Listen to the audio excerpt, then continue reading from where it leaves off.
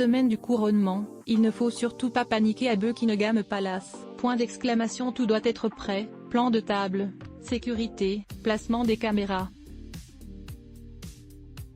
Ne faudrait pas que le moindre petit souci vienne ruiner l'événement le plus prestigieux que le Royaume-Uni ait connu depuis 1953, un double couronnement dont les festivités vont s'étaler sur 3 jours. Alors que le roi Charles III sera intronisé, la reine consort Camilla sera également ointe de l'huile bénite. Pour l'occasion, le roi et la reine revêtiront des tenues uniques et l'archevêque de Canterbury devra manipuler les joyaux de la couronne avec précaution, de la cuillère à huile à la couronne de Saint-Édouard, en passant par la robe d'état du roi. Voici un récapitulatif des objets qui feront la parade de la couronne. Si la tradition demande que de nouvelles robes soient fabriquées pour un nouveau couronnement, certaines sont traditionnellement revêtues par le monarque à chaque cérémonie. Les tenues officielles du roi Charles III. Charles III ne portera pas une robe en satin comme sa mère Élisabeth II, mais il sera en robe d'état à son entrée dans l'abbaye de Westminster, sûrement une tenue militaire assortie peut-être de velours ou d'hermine, ou associée à une cape, et qui devrait être brodée de symboles représentant les valeurs du nouveau roi. Au moment de l'onction, Charles III, dépouillé de cet attirail, portera une tenue blanche, assimilée à une robe de linceul, sans manches, qui évoque la pureté. Ensuite le monarque revêtira sa tenue royale, avec un long et fluide manteau de soie dorée d'inspiration byzantine garni de dentelle d'or, appelé la supertunica. Par-dessus, Charles III portera un manteau impérial et une étole royale. La robe de Camilla, reine consort Camilla organise elle aussi les préparatifs de cette grande célébration et, pour sa robe elle a décidé de donner toute sa confiance à Bruce Oldfield. Couturier de 72 ans, il a notamment travaillé pendant une dizaine d'années avec Diana qui avait avoué qu'il était son créateur préféré. Proche de Camilla, il lui confectionnera la robe la plus prestigieuse et importante de toute sa vie. Une tenue qui devra être assortie à sa couronne et ses bijoux. Photo, Camilla Parker Bowles, ses plus belles tenues en voyage officiel en Allemagne. L'onction est le moment le plus solennel du couronnement du roi d'Angleterre et le premier temps de la cérémonie. Il s'agit d'un rituel qui remonte au roi Salomon dans l'Ancien Testament. L'huile est mise en bouteille à Jérusalem, sur une base d'huile d'olive, issue du mont des Oliviers, et de balsamine. La mixture contient également plusieurs épices et plantes que le roi Charles III a choisies. Ce millésime contiendra, entre autres, de la rose, du jasmin, de la cannelle, de la fleur d'oranger, du sésame ou encore de l'ambre. Cachés des caméras, Charles et Camilla seront bénis par cette huile dont ils recevront des extraits sur la tête, la poitrine, et les mains. Une ampoule en or en forme d'aigle contiendra la dose nécessaire à l'onction des monarques, c'est à travers le bec de l'aigle qu'elle sera versée dans une cuillère en or par l'archevêque de Canterbury. Cette cuillère date du XIIe siècle, ce qui en fait l'un des joyaux de la couronne les plus anciens de la collection. C'est à l'aide de cet instrument que l'archevêque de Canterbury bénit les souverains.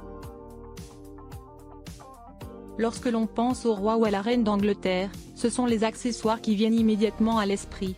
Couronne, sceptre et orbe sont les symboles les plus connus du couronnement et de l'autorité du monarque. La couronne de Saint-Édouard a été conçue pour Charles II en 1661, en or jaune, parée de 400 pierres précieuses et de diamants. Elle mesure 30 cm de haut et pèse 2,23 kg. Conservée à la Tour de Londres, elle n'en sort que pour quelques rares occasions. Très lourde pour le monarque, elle est apposée sur sa tête au moment du couronnement, mais au sortir de l'abbaye de Westminster, elle lui est retirée pour un échange avec la couronne impériale d'État, moins lourde et plus confortable. La couronne impériale d'État elle est la petite sœur de la précédente, en or blanc, elle a été créée en 1937 à l'occasion du couronnement de George VI, le père d'Élisabeth II, par la maison Garrard-Co. Composée de 2868 diamants et de plus de 3000 pierres précieuses et perles, elle pèse un peu plus d'1 kilo et est plus confortable que celle de Seine-Édouard. C'est cette couronne-ci qui sera portée par le roi avant et après le couronnement, ainsi que pour toutes les sessions d'ouverture du Parlement. Le sceptre et l'or baissé sont les deux représentations du pouvoir royal. L'orbe composé d'une sphère en or ornée de pierres précieuses est le symbole de Dieu, le monarque représentant le divin sur terre.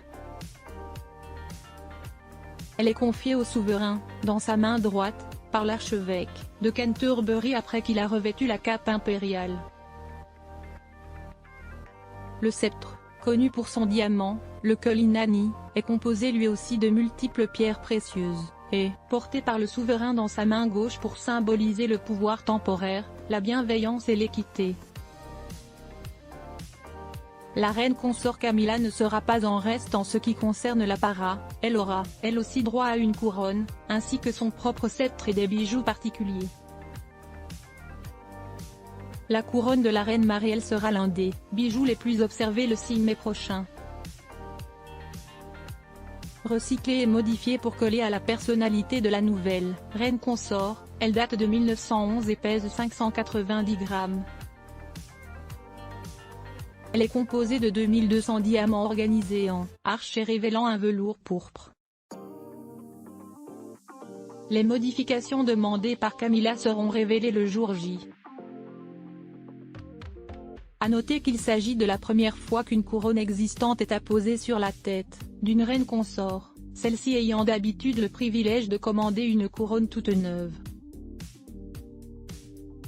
Les deux sceptres de la reine consort s'y seront présentés à la reine Camilla, le premier en ivoire, sujet à controverse depuis l'interdiction du commerce des ivoires d'éléphant, et surmonté d'une colombe représentant le Saint-Esprit, symbolise la miséricorde.